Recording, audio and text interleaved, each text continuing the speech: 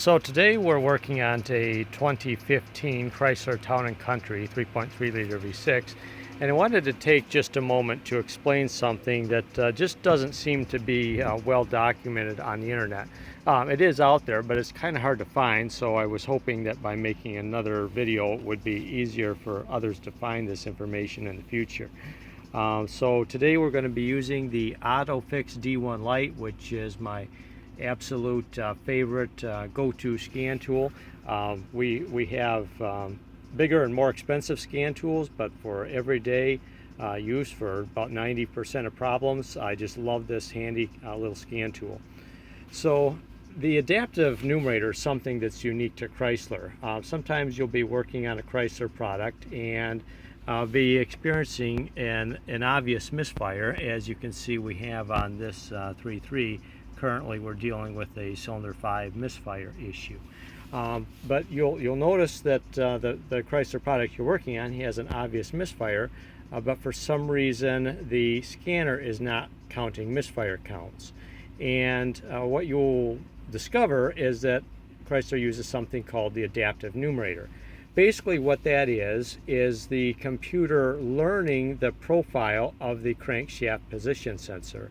And if that information has been cleared from computer memory, either by a battery disconnect or by actively clearing that information in the adaptive resets on the scan tool, that information has to be relearned before the scan tool will count misfires. In order to relearn the adaptive numerator, you have to drive the vehicle and do a series of decels.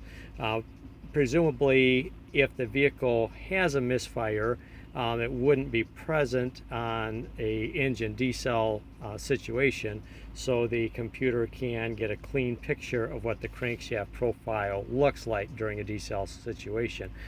So on this Chrysler Town & Country, in the process of working on it, I accidentally cleared the adaptive numerator when clearing some of the fuel adaptives.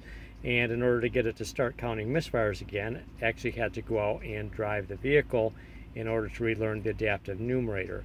You really need a clear section of road without a lot of traffic to do this, because you have to get the vehicle up to 70 miles an hour, then completely let off the throttle and let it just do a clear coast down to 30 miles an hour. And you may have to do this several times in order for the computer to relearn the adaptive numerator.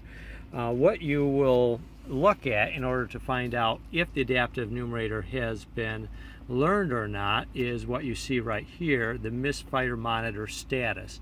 If the misfire monitor status says waiting, it means that you need to relearn the adaptive numerator. If it says in progress, as it does here, you'll notice that we are counting misfires. The adaptive numerator has been learned.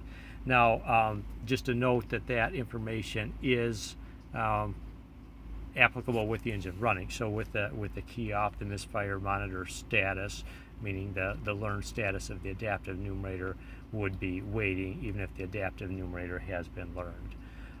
So again, hope this is helpful.